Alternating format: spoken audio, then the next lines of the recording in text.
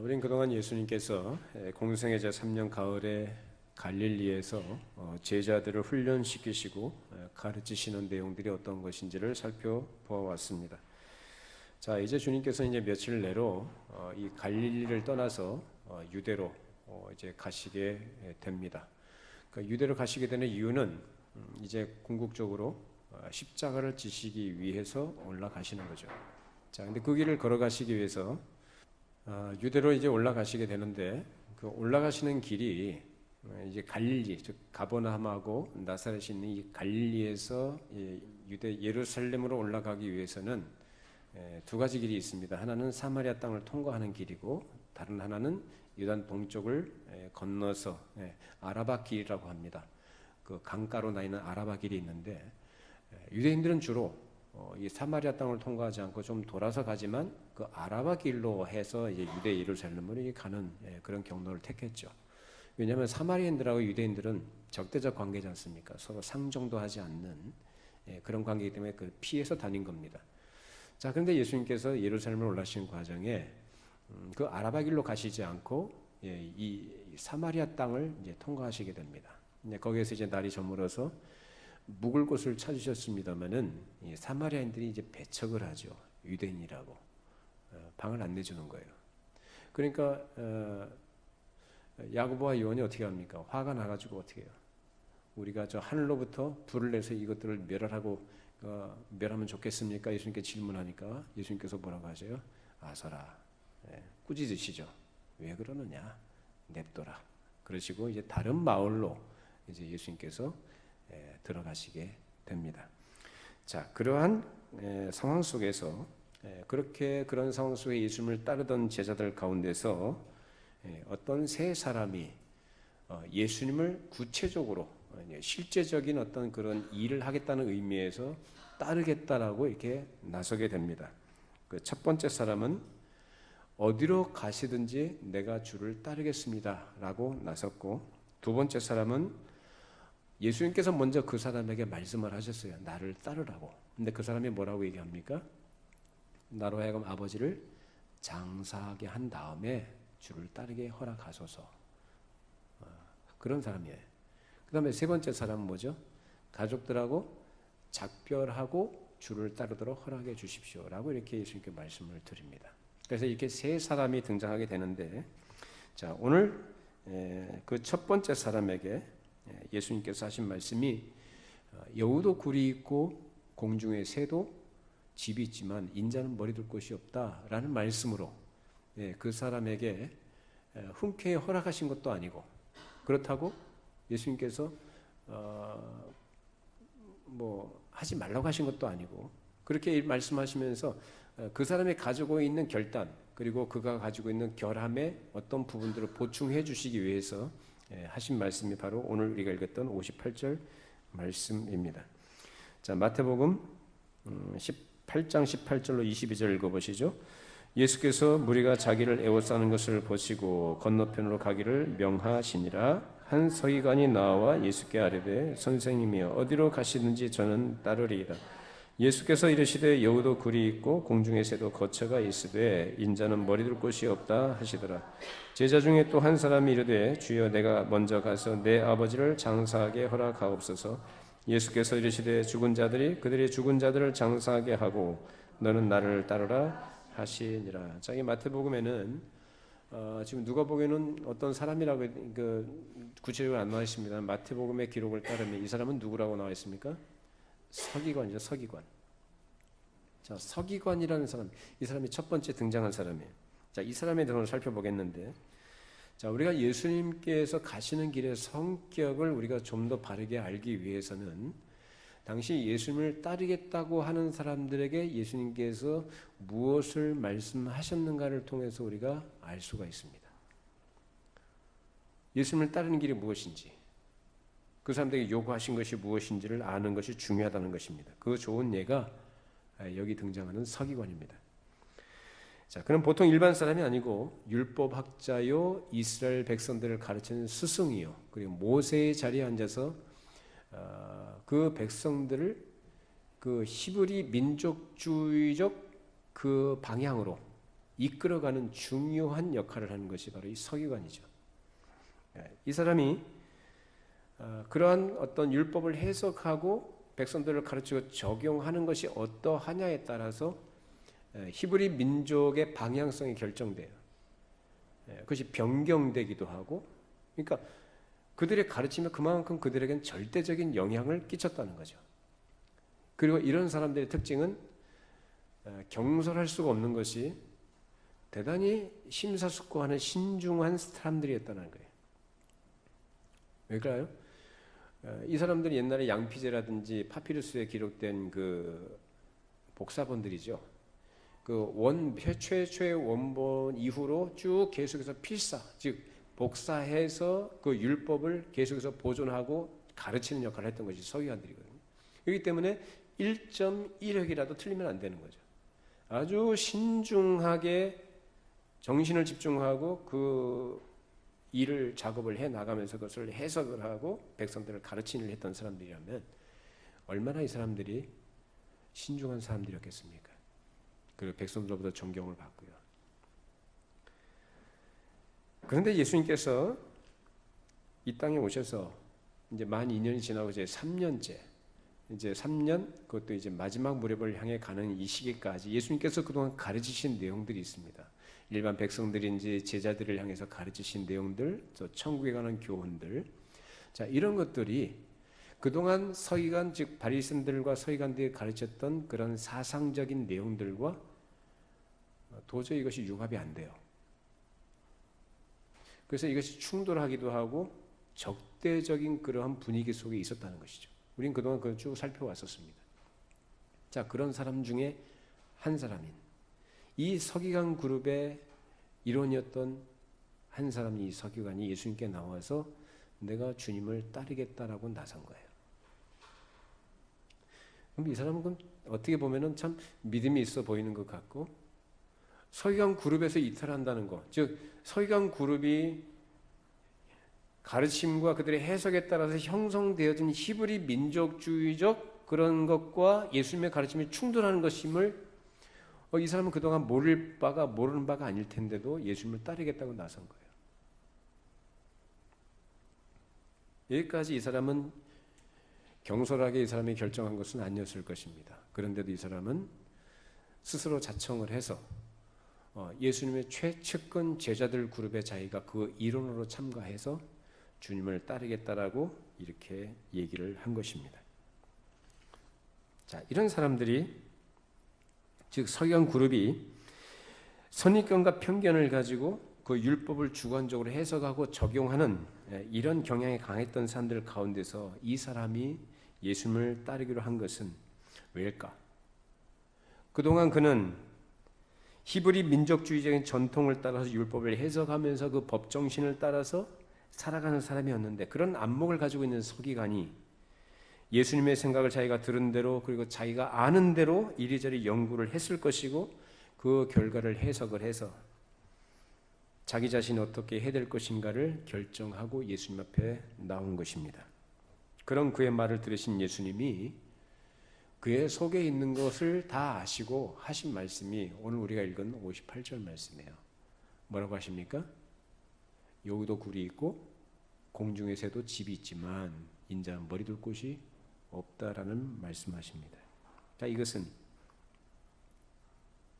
나는 본거지라고 할 자리 곧 돌아가서 살해될 일정한 자리가 있지 않다라는 뜻으로 하신 말씀입니다. 자, 이 말씀을 흔히들 오해하기를 예수님을 따르는 사람은 예수님이 그렇게 하신 것처럼 그렇게 살아야 된다고 오해를 합니다. 즉 예수님은 어떤 사람이냐?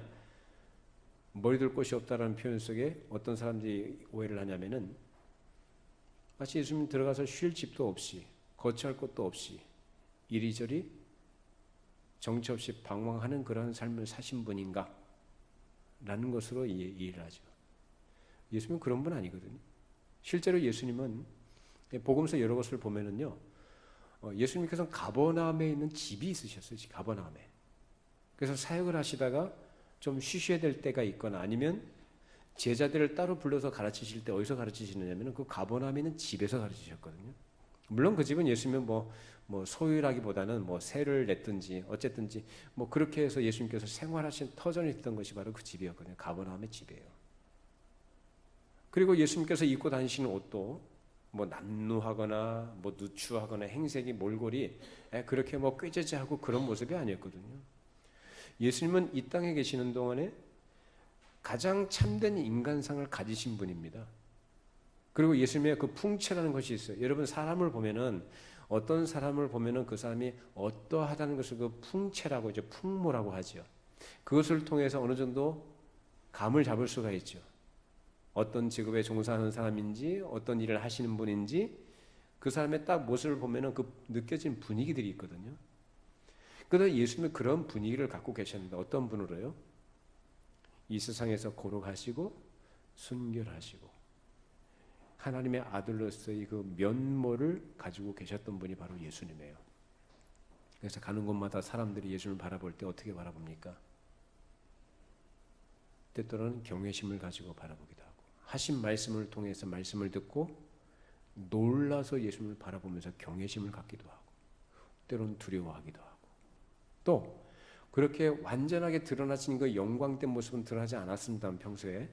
그러나 변화산에 올라가셨을 때에 그동안 명확하게 드러나지 않았던 하나님의 아들 되심의 그 영광이 그 변형된 육체를 통해서 나타내 보이신 적이 있습니다.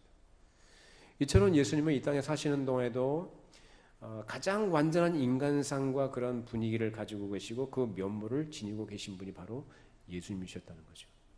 이런 걸 통해서 우리가 확인할 것은 뭐냐면 예수님은 머리둘 곳이 없다라는 표현처럼 그것을 잘못 오해해서 예수님 집도 없고 뭐 아무것도 가진 거 없고 정신없이 떠돌아다니고 행색이 꾀죄죄한 그런 사람 아니었는가 이런 생각을 하지 마시라 그 말입니다.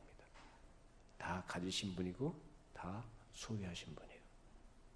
그분이 그러면은 왜 여우도 굴이 있고 공중에 새도 집이 있지만 인자는 머리둘 곳이 없다 이 말씀을 하셨는가? 그것은 주님께서는 그런 것들에 비교적 구애됨이 없으신 분이심을 강조해서 하신 말씀입니다. 여러분 사람이 살 집을 마련을 하고 살림을 장만하고 또 그것을 예를 들어서 어떤 생활의 터전으로 삼고 어떤 경우에 사업을 할 때 본거지로 삼는다고 한다면 그 일이 수반되고 연결되는 것들이 굉장히 많아지겠죠. 거기로부터 자유할 수가 없죠. 매여 있을 수밖에 없습니다. 근데 예수님은 그런 분 아니라는 거죠. 실제로 예수님은 필요에 의해서 가버나움에 예수님은 집을 두고 계셨지만 그 집에서 기거하시면서 생활을 하셨지만 매이시진 않으셨어요. 그리고 그 집은 무엇을 위한 집이었는가? 사역을 위한 집이었습니다. 그리고 이제 그 사역의 절정인 무엇을 위해서? 예루살렘에 올라가셔서 십자가에서 못 박혀 죽으시는 그 과정 속에 예수님께서 지금 걸어가고 계시는 거거든요. 그래서 이제 그 가버나움의 집마저도 거기에 있는 집마저도 등지시고 나그네 길로 본격적으로 들어가시는 그런 상황인 것입니다. 이런 가운데서 누가 따라 나선 거예요? 예수님을 따르던 무리들 가운데서 그 당시 예수님의 제자는 12제자였지만은 예수님을 따라가는 자들 다 제자라고 칭해요. 그 제자들 가운데서 세 사람이 예수님께 나온 겁니다. 특별히 더 예수님은 최측근에서 12제자의 무리에 들어가서 일원이 되어져서 주님을 따르겠습니다라고 말한 거예요. 그리고 이 서기관은 나름 그 주님을 따르기로 결단을 하고 나름 준비를 하고 예수님께 나와서 내가 주께서 어디를 가시든지 내가 따르겠습니다라고 이렇게 말씀을 드린 겁니다. 자, 그런데 이제 예수님께서는 앞으로 6개월 후면 예루살렘으로 올라가셔서 십자가에 달려 돌아가시게 될 것입니다. 그래서 그것을 지금 바라보시면서 지금 정리하실 것을 정리하시고 이제는 아무것도 구해될 것이 없이 갈릴리를 떠나서 예루살렘으로 올라가십니다. 이러한 때에 제자들 가운데서 몇 사람이 나선 거죠. 그 첫 번째 사람에게 하신 말씀이 바로 여우와 새 그리고 인자 이렇게 말씀하시면서 머리둘 곳이 없다는 식으로 말씀하십니다. 자, 여기서 예수님께서 왜 하필 여우를 말씀하셨을까? 여러분, 아가서에 보면 그 포도를 넣은 작은 여우를 잡아내라 이 말씀 있죠. 여우가 하는 짓이 뭡니까? 교활하죠. 헤집고 다니고 방해하는, 이걸 상징적으로 보여주는 것이 바로 여우입니다. 오늘날 우리 이거 여우 이미지 하면은 교활한 거, 아주 꾀가 많은 거, 그렇게 이미지를 갖고 있잖아요. 예수님께서 여기서 말씀하신 여우는 바로 그 당시 헤롯 안디바스를 지칭해서 말씀하신 겁니다. 헤롯 안디바스가 그 여우와 같다. 그 여우는 들어갈 굴이 있다라는 거죠. 즉 안정적인 삶을 용해 나간다는 거예요. 그리고 꾀가 많아요. 이리 붙었다 저리 붙었다 하고 여기저기 돌아다니면서 먹을 것이 있으면은 거침없이 가리지 않고 다 먹어치우는 그 탐욕스러운 존재인 여우, 헤롯 안디바스. 그걸 상징적으로 여기서 말씀하신 거예요. 그리고 안정적인 삶, 안락한 삶, 자기 욕심껏 살아가는 삶 추구하는 거죠. 근데 나는 뭐라고요? 예수님은 머리 둘 곳이 없다. 난 그런 안정된, 그리고 세상에서 말하는 것처럼 너희들이 기대하는 것처럼 그렇게 자기의 욕심과 이상을 이루고 성취해 나가는 그런 길을 걸어가고 있지 않다라는 것을 예수님 말씀하신 거죠. 그런 것으로부터 난 자유하다, 구애됨이 없다라는 것으로 말씀하십니다. 곧 성부 하나님의 계획에 의해서 세상 죄를 지고 가는 하나님의 어린 양으로서 해야 할 일을 해야 하는 과정에 있다라는 것을 말씀하신 것입니다. 그 절정이 바로 십자가의 죽음의 길이었던 거죠. 그런데 네가 그 길을 따라 나서겠다고 지금 한 거냐라는 거예요. 너는 지금 네가 가겠다고, 내가 가는 길이 무엇인지 제대로 이해하고 그것을 따라가겠다고 하는 거냐? 네가 생각하고 기대하는 그런 마음과 태도를 가지고는 도무지 할 수 없는 거다라고 하시는 말씀입니다. 자, 그때 서기관이 예수님을 따르겠다는 말이 오늘날 우리가 주님을 따른다는 의미와 상당히 다른 현상, 세계적이고 물질적인 의미를 가집니다. 다시 말하면 지금 육신의 눈으로 볼 수 있는 예수님이 자기 앞에 있고 그 예수님의 가시는 어떠한 분명한 목표가 있다라고 이 사람이 보고 있는 거예요. 그러니까 육신의 눈으로 보고 있으니까 보이는 그 예수님이 지향하는 그 지향점이 있다라는 것을 이 사람이 그렇게 생각을 하고 이해를 하고 지금 그 예수님을 따르겠다고 하는 겁니다. 오늘날 우리가 주님을 따르겠다고 하는 것은 어떤 의미입니까? 예수님 눈에 보입니까? 안 보이시죠? 근데 여러분들 예수님 따라가는 분들이죠? 맞습니까? 예수님을 따른다는 게 도대체 뭘까요?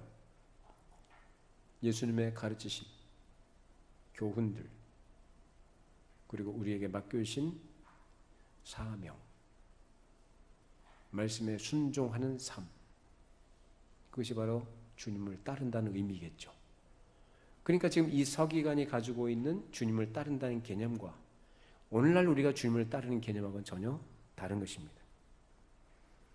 즉 이 서기관은 예수님의 어떤 본거지를 중심으로 해서 히브리 민족주의 운동을 펼쳐 나가시는 것으로 오해한 것입니다. 그런 그에게 예수님의 지적은 그런 생각과 기대를 가지고 나를 따라오겠다면 너는 나를 따를 수가 없는 것이다. 그것을 지금 가르치시는 것입니다. 자, 그렇다고 한다면 예수님을 따라가는 삶이라는 것이 구체적으로 뭐냐? 예수님께서 말씀하신 것처럼 또 예수님께서 그렇게 사람들에게 가르치신 것처럼 때로는 모든 걸 다 버리고 그냥 마냥 따라가기만 하는 것이냐? 물론 그렇게 해야 될 때가 있습니다. 우리 교회사를 보면, 교회 역사를 보면은 때에 따라서는 그야말로 말 그대로 문자적으로 해석하고 적용이 될 만한 그런 상황이 있을 수가 있어요. 모든 걸 다 버리고 주님의 말씀을 따라서 살아가야 할 때가 있었던 거죠. 결단이 필요할 때가 있다 이 말입니다. 근데 모든 때가 그런 건 아니죠. 특별히 그렇게 해야 될 때는 언제였느냐? 구체적으로 얘기하자면 예를 들어 초대교회 당시에 박해를 받을 당시, 그렇죠? 교회를 막 박해했잖아요. 또 종교 개혁 당시 그 종교 개혁을 전후로 해서 일어났던 어떤 피해 숙청들, 이런 것들이 교회사에 기록이 되어 있거든요. 그런 당시에는 그야말로 모든 걸 다 버리고 주를 따라가야 되는 그 결단이 필요했던 것이고 실제적으로 그렇게 살아야 했던 때가 있었단 말이에요. 근데 모든 때가 그런 건 아니다 그 말이죠. 우린 세상에서 얻을 수 있는 것을 우리가 얻을 수가 있고 소유할 수 있고 그것을 누릴 수가 있고 삶의 생활에 필요한 것들 얼마든지 쓸 수 있습니다. 그 자체를 다 버리라고 성경이 가르치는 게 아니에요. 뭐 소위 말하는 무소유의 삶을 많이 얘기하죠. 자, 여러분 무소유의 삶을 실천하는 분들 보면 존경스럽습니까? 안 그렇습니까? 존경스럽죠. 왜? 그거 아무나 못하는 거거든요. 무소유 얼마나 고상합니까? 청빈, 가난하게 사는 거, 아주 도덕적으로 사람들에게 어떤 칭찬받을 만한 숭고한 삶의 자태인 것은 분명합니다. 자, 그런데 성경이 그걸 가르치느냐? 그런 삶을 가르칩니까? 소위 말하는 수도원적 삶을 추구했던 때가 있어요.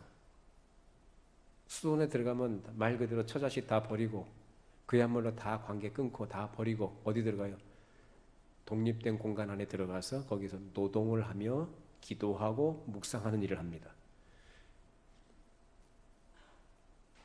참 고상해 보이지만 성경 어디에도 그런 걸 우리에게 가르치지 않아요. 우리는 오히려 시장 바닥 같은 곳, 이 세상에서 살면서 거기서 부대끼면서 지지고 볶고 살도록 되어 있습니다. 거기서 뭘 지키라고 그래요? 믿음을 지키라고 합니다. 구별된 사람으로 거룩하게 살라고 합니다. 어디서요? 세상에서요. 그러니까 어떤 무소유적 삶을 살아가는 것을 예수님을 따라가는 삶의 어떤 핵심으로 이해하거나 그런 본질로 이해하게 된다면 곤란하다는 거죠. 그걸 말하는 게 아니라는 거예요. 그러나 하나님께서 우리에게 허락하시고 누리도록 하신 것들, 또 우리의 생활에 필요한 것들을 주셨을 때 그런 것들이 오히려 우리를 쇠사슬처럼 엮어버린다든지 오히려 그런 것들에 우리의 몸과 마음을 빼앗기는 노예처럼 살아간다면 그것은 큰일 날 소리다라는 거예요. 그런 것들은 우리의 주인이 돼서도 안 되고 우리를 통제하거나 우리를 지배해서는 안 됩니다. 오히려 그런 것들을 우리는 통제를 해야 되는 것이고 우리가 그것들을 관리해야 되는 것이죠. 여러분, 우리 어렸을 때 위문 편지 같은 거 많이 썼죠. 군인 아저씨들한테 위문 편지를 써서 군인 아저씨 추운데 고생 많아요. 그러면서 고사리 같은 손으로 편지를 써가지고 보냅니다. 위문품도 보냅니다. 돈 조금씩 모아가지고 아저씨를 먹을 과자도 보내주고 그런 거 했었습니다. 자, 그러면 전방에 있는 군인들이 그거 받아보고 얼마나 좋을까요? 위문 편지 받아보고 마음도 따뜻해지고 힘들었던 것이 녹아지기도 하고 또 맛있는 거 뭐 과자 같은 것도 평소에 못 먹었던 거 먹으면서 얼마나 위안과 힘이 됐겠습니까? 그거 왜 준 겁니까? 그거 왜 보내준 거죠? 뭐 하라고요? 나라 잘 지키라고. 그리고 전쟁 나면 잘 싸우시라고. 어떻게 싸우시라고요? 목숨 걸고 싸우시라고 그렇게 하는 거거든요. 근데 그걸 놓치고 위문 편지에 마음 뺏겨 있고 어떤 꽃다운 아가씨가 보낸 편지에 마음 뺏겨가지고 늘 앉으나서나 그 생각만 하고 있고 보내준 과자하고 위문품들을 가지고 가슴에 품고 그걸 애지중지하면서 그것에 집착하고 있다면 군인의 본분을 다 하는 거예요? 아주 중요한 걸 놓치고 있는 거죠. 오히려 그것이 나라를 지키는 데 방해거리가 돼요. 군인으로서의 본분을 다하는데 그것이 장애물이 됩니다. 완전히 매여져 버립니다. 그래서는 안 된다는 거죠. 따라서 우리가 예수님을 따라간다고 할 때에 우리에게 주신 것들, 우리가 누릴 수 있는 것들이 있습니다만 그 생활에 필요한 것들을 주신 것인데 주님을 따라가는 일에 그것이 방해가 된다면 어떻게 됩니까? 그런 것들이 없어져야 된다는 거예요. 예수님께서는 당신을 따라오는 사람들이 가져야 될 조건에 대해서 일찍은 말씀해 주셨습니다. 공생의 제 3년에 들어가지고 그것을 3번이나 예수님께서 말씀하신 적이 있어요. 자, 마태복음 16장 24절 읽어보시죠. 이에 예수께서 제자들에게 이르시되 누군지 나를 따라오려거든 자기를 부인하고 자기 십자가를 지고 나를 따를 것이니라. 자, 예수님께서 자기를 따라올 때 뭘 하라고 합니까? 먼저 자기를 부인하라고 말씀하시죠. 앞서서 병사 얘기가 있었는데 디모데후서 2장 3절 4절 읽어보시죠. 너는 그리스도 예수의 좋은 병사로 나와 함께 고난을 받으라. 병사로 복무하는 자는 자기 생활에 얽매이는 자가 하나도 없나니 이는 병사로 모집한 자를 기쁘게 하려 함이라. 자, 디모데에게 그 사도 바울이 얘기합니다. 너는 그리스도 예수의 좋은 병사, 군사로 부름받았다. 군사로 부름받은 자는 누구를 기쁘게 됩니까? 자기를 부르신 자를 기쁘게 해죠. 그 기쁘게 하는 것이 뭐죠? 자기 생활에 매이는 거예요? 안 매이는 거예요? 안 매이는 거죠. 그러니까 평소에는 생활하죠. 군인들도 평소에 생활을 하지만 급료도 받고 생활을 하지만 그것은 무엇을 위한 생활이어야 됩니까? 자기를 부르신 본분에 충실하도록 하기 위한 과정에서 필요한 것들을 누리는 것이고 그 일을 위해 지탱해 나가시는 삶이 되는 거죠. 그게 본질이 아니라고요. 전쟁이 나면은 들고 나가 싸워야죠. 전쟁터에 나가는 군인이 처자식 생각하고 자기 집에 돈 쌓아놓은 거 생각하고 내일에 대한 염려하면서 전쟁에 나가면 싸울 수 있습니까? 그럴 수 없는 거죠. 지금 예수님께서 자기 부인이라고 말씀하신 것은 바로 그런 얘기를 하는 거예요. 평생 우리가 생활해 나가요. 일상을 살아가요. 우리가 세상 사람들과 똑같은 모습, 어떤 면에서는 그런 생활적인 면에서는 똑같이 살아갑니다. 직업도 가지고 있고 일을 하고 그렇게 해요. 그러나 우리가 하나님의 말씀을 따라가고 주님의 가르치심을 따라갈 그런 결단을 필요할 때는 어떻게 되느냐. 그런 것들이 우리를 얽매이는 것들이 돼서는 안 된다는 거예요. 예수님께서 지금 그 길을 걸어가신다는 거죠. 누구 뜻을 따라서? 성부 아버지의 뜻을 따라서. 그래서 예수님께서 그 길을 걸어가실 때 주께서 가르치신 바와 같이 자기를 부인하고 자기 십자가를 지고 그 길을 너희들이 나를 따라오려느냐, 나를 따라오든 그렇게 해야 된다라고 가르치신 것입니다. 자, 그런데 이 서기관은 자기를 부인하고 자기 십자가를 지고 주님을 따라가겠다는 그런 각성에서 시작한 것이 아니에요. 무엇으로부터 시작합니까? 자기 생각. 간단하게 말하면 자기 생각이에요. 자기가 심사숙고 생각을 했어요. 생각을 하고 자기 판단에 옳다라고 생각을 했고 거기에 대한 확신이 있고 거기에 의미가 있다고 생각을 했기 때문에 다른 서기관들은 그렇게 안 하지만 그 가운데서 뛰쳐나와가지고 누구를 따르겠다는 거예요. 아, 내가 판단한 것이 옳다. 이 예수님을 따라가는 것이 옳다라고 판단해서 예수님을 따르겠다고 나선 겁니다. 내가 추구하는 것이 뭐였죠? 예수님을 어떻게 이해를 했냐면 자기 부인과 십자가를 지는 것은 전혀 몰라요. 이 사람이. 뭘 가지고 달려든 거예요? 히브리 민족의 중흥, 히브리 민족의 중흥과 부흥을 위해서, 즉 이 예수님은 그 히브리 민족의 중흥을 위해서, 다른 서기관들은 이 예수님에 대해서 적대시하지만은 그 사람들이 잘못됐다. 이 예수님이야말로 우리 히브리 민족을 중흥시키기 위한 참 메시아로 오신 분이다라고 이해를 해요. 그래서 지금 예수님을 따르는 무리들이 있는데 자기도 그 무리 가운데 있었지만은 보다도 어떻게 해요? 예수님 가까이에서 특별하게 예수님과 함께 그 일을 이루어보겠다고 나선 겁니다.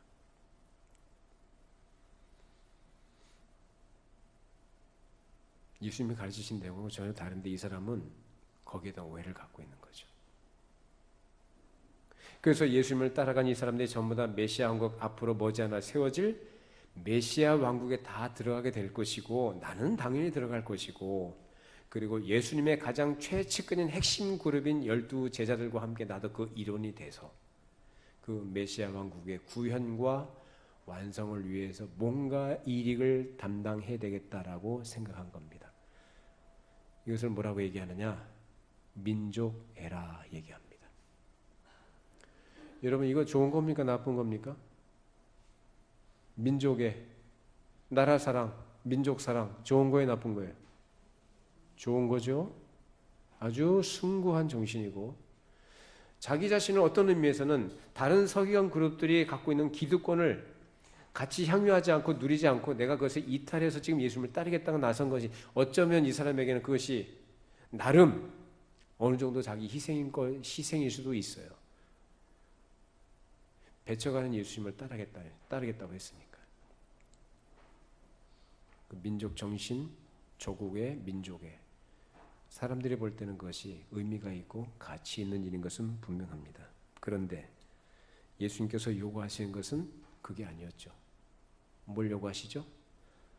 그 첫 번째가 자기 부인이에요. 철칙이에요. 자기가 무슨 가치 있고 의미 있는 일을 하겠다는 이런 어줍잖은 생각들이 없어져야 한다는 것입니다. 그것이 바로 자기 부인이에요. 둘째는 자기 십자가를 자기가 지고 져 가야 한다는 것입니다. 내가 십자가를 지금 지고 가는 것처럼 너희도 너희가 져야 될 십자가가 무엇인지는 알고 지고 가라라는 말씀인 것입니다.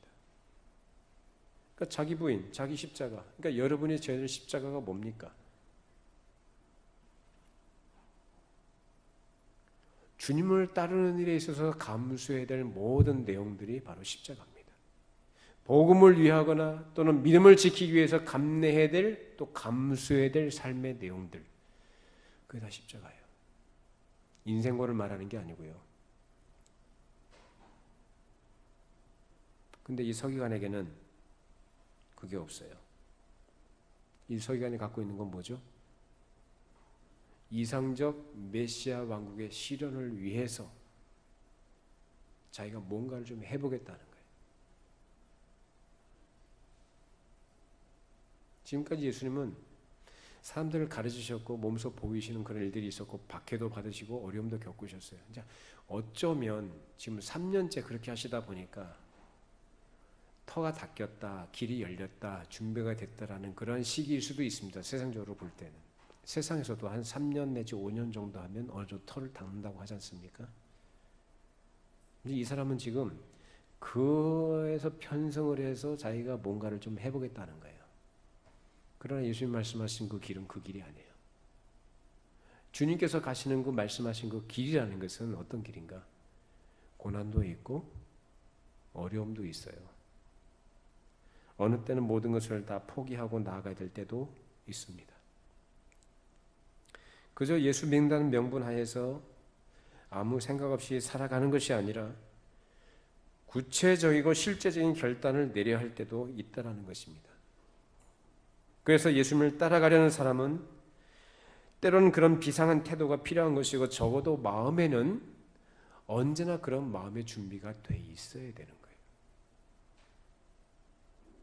여러분 그런 준비가 돼 있습니까?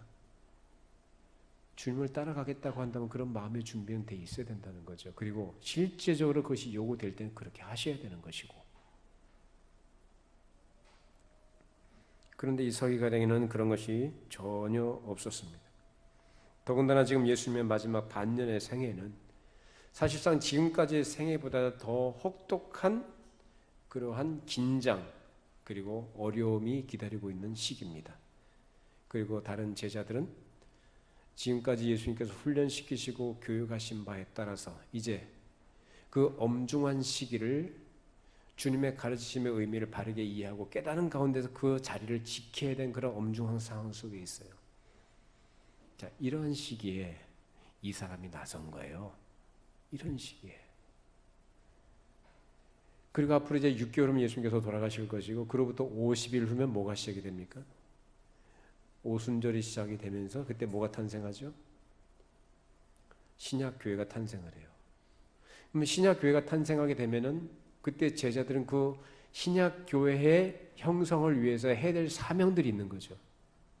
그 일을 위해서 반드시 필요한 기본적인 전제가 뭐냐? 자기 부인과 십자가를 지는 거예요. 근데 이 서기관은 그런 건 전혀 이해가 없이 주님을 따르겠다고 했던 것입니다. 그래서 주님께서는 이 서기관한테 하신 말씀이 뭐냐면 너 좀 다시 생각해 봐라. 네가 가겠다고 하는 길이 뭔지는 알겠느냐라는 말씀으로 하신 겁니다. 이것이 그 후대에는 오늘날 주님을 따라가겠다고 나서는 모든 사람에게 똑같이 주시는 교훈의 말씀입니다.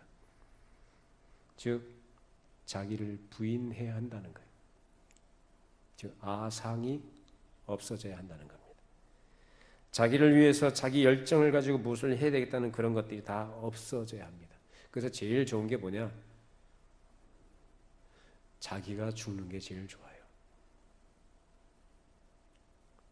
내가 가진 열정, 즉 내가라는 것이 들어가는 모든 것들 다 죽어야 돼요. 내 생각, 내 기대, 내 소망, 내 욕심 이런 것들이 다 죽어져야 됩니다. 자기 이름을 낼 것도 없고 무엇을 요구할 것도 없으며 오직 하나님이 주시는 그 거룩한 사명이 충성스럽게 잘 수행되어 나가도록 주님께서 나에게 하신 말씀만이 나를 지배하고 밀고 나가야 하는 것입니다. 즉 말씀을 가지고 성령께서 나를 인도하셔야 하는 것이며 내게 맡기신 그 일만이 나타나기를 바라야 하는 것입니다. 그런 일에 수종들은 종들이 되기를 바랍니다. 말씀하신 대로 나를 이끌어 주십시오. 이끄시는 대로 순종하겠습니다라는 것이 필요한 것이지.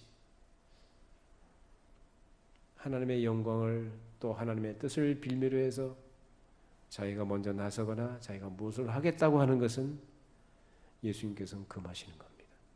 너를 부인해야 된다는 거. 어려운 얘기죠. 그럼 우리가 뭐 하라는 겁니까? 주님께서 우리에게 뭐 하라고 말씀하시지 않아요. 아무것도 안 해도 됩니까? 아무것도 안 해도 된다는 말씀하신 게 아니라 뭐 하라는 거죠? 부인하라잖아요. 그리고 뭐 하라고 그래요? 자기 십자가 지고 주님 따르라고 하잖아요. 그거 하라는 겁니다. 다른 거 하지 말고. 나머지는 누가 하셔요? 하나님이 하십니다. 어떻게 이렇게 소극적일 수가 있나요? 아니죠. 적극적이고 소극적인 건 세상 사람들이 말하는 그 표현들이고 자기 부인과 자기 십자가를 지는 것이 진정 하나님 앞에서 참된 삶의 자세인 줄로 믿습니다. 그것이 신앙의 가장 중요한 핵심이에요. 그렇기 때문에 우리는 무엇을 할 때 내가 무엇을 한다고 생각하지만 그것은 내가 하는 것이 아니라 사실상 누가 내 안에서 역사하십니까? 성령께서 그것을 사용하셔서 그래서 일을 하도록 하신 것이고 그 은혜를 주실 자들에게 그것을 은혜로 적용해 주시기를 우리는 구하면서 그런 간절한 마음으로 기도하는 마음으로 자기에게 맡겨준 부분들을 감당해 나가는 것이죠. 이것이 바른 정신과 태도입니다. 사실상 하나님은 어느 시대나 그래요. 하나님은 오해는 하지 마십시오. 하나님께서는 나 아니어도 하나님께서는 당신께서 하실 일을 얼마든지 하시는 분이에요. 믿으십니까? 그러니까 하나님께서는 내가 아니면 할 수 없는 일만 내가 아니어도 얼마든지 하나님께서 하시는데 나를 그런 일에 하나님께서 내가 없어도 하실 일에 하나님께서 나 같은 죄인을 불러주셔서 불쌍히 여기셔서 그 일에 참여하도록 해주시고 그 한 부분을 감당하도록 해주신 것이 얼마나 감사한 거냐. 이런 마음, 이런 정신을 가지고 우리가 주의를 감당하고 교회를 섬기고 주님의 뒤를 따라가는 제자로 살아갈 때 하나님께서 그 모든 일들을 통해서 주님의 거룩하신 그 영광을 나타내십니다. 우리는 그것으로 기뻐하는 거예요. 우리는 그것으로 만족하고 그것이 우리의 복이다라는 것을 아는 자로 그 안에서 항상 하나님을 영화롭게 하니라 헌신하는 겁니다. 그것이 바로 주님을 따르는 사람이 가져야 할 기본적인 태도입니다. 이런 마음과 태도를 가지고 신실하게 주를 따르시는 제자된 여러분들 되시기를 바랍니다.